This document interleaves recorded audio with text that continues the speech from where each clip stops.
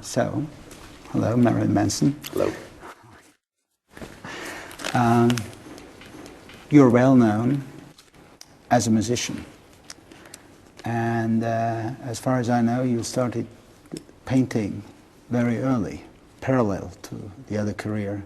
So what does connect the musician with the painter, with the visual artist, and where do you see significant differences? I think there's always been, when I look back at the records that I've made in the past, they've always been in my mind sort of movies or story, like visual, and I've tried very hard to, and lyrically, I think when I look back at my old lyrics, they were very visual, like you would see in a script, like Alfred Hitchcock's script, because Alfred Hitchcock wrote these very visual scripts and the dialogue was very minimum. And when I started painting, I started to learn maybe more how to make music differently. So it complemented each other to me personally as expression. But I think that I've tried to separate the two for quite some time because I wanted to earn the respect as an artist. Simply as an artist, I didn't want it to be related to people knowing me as Marilyn Manson. And I think this exhibition marks a very important part of my art career for me. It's very important to me. I think this is the most relevant exhibit in my career as an artist.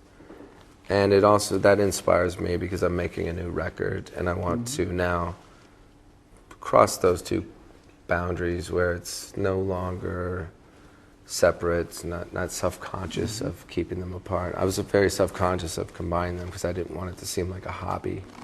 Right, but there is, for me, there is an essential issue you're dealing with, a kind of theme which is based on, in a way, the story of evil. There is terror, there is pain, there is fear. And when I saw your work, I got the feeling this is a significant part of that history of evil. And so what does interest you about that side, that aspect of life, which is important for us all?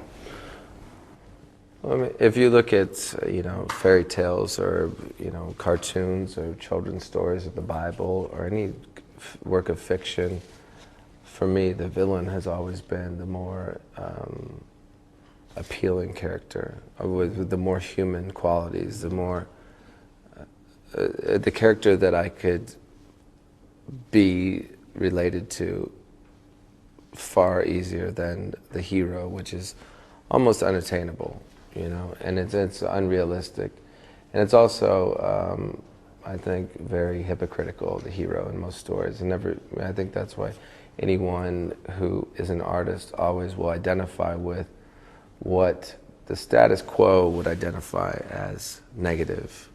Negative is always relative to whose opinion it is. Good and evil is, they're two words. It's part of man. Man has both, and if you don't have both, then you're not a complete soul.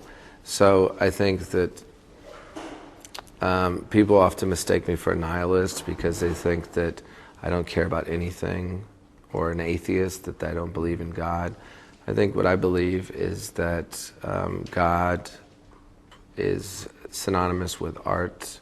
Creation really defines what mankind's desire to find the definition of God is. That just using the Bible as a basic reference, creation. An artist puts things into the world, makes things that people can identify with. Some people will hate them, some people will love them, but you're putting something into the world.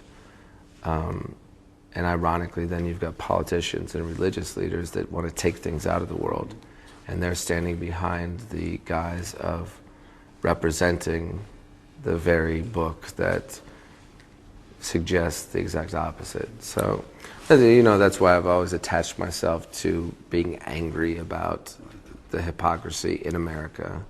But I've changed my opinion on that so much as where it's not as eventful or as effective as an artist to simply complain about the hypocrisy as much to add to what I consider to be positive, but some people might consider to be perverse or negative or dark or whatever the opinion is, but that's all art.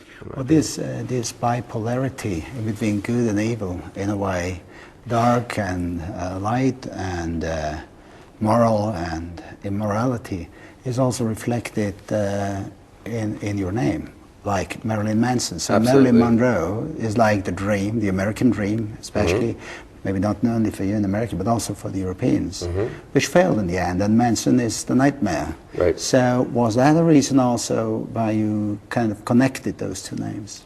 That's definitely why I attached the two together. And also, growing up in America, people referred to Marilyn Monroe as simply Marilyn. So and Manson was simply Manson.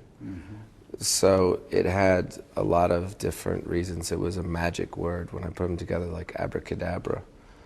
But also, I think it becomes very strange when you say the bipolarness of it. Of course, that's a psychiatric term in America that I've probably had applied to me more than once. But I think that, I have a very strong opinion about psychiatry. Someone asked me about that earlier today. Psychology is one thing, understanding the human mind, but psychiatry, which some people might credit Vienna for, spawning with Freud, but I think that to try and diagnose the mind of an artist could essentially destroy it, because without the angels and demons that exist in your head, you can't be an artist. So I think there is that element that as an artist you're always going to be tortured, essentially, that's what people see it as, but I've come to not feel tortured as an artist. I feel I'm accustomed to it. I try to just make the good feelings more than the bad feelings.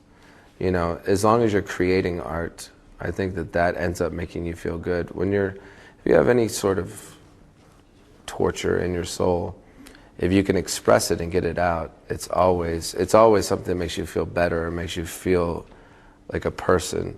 It's when you can't, and there's been times when I couldn't actually make a song or I couldn't make a painting. That's the times when I felt tortured only, So when people think that I'm tortured, when I'm making art, I don't feel tortured at all. I feel very satisfied.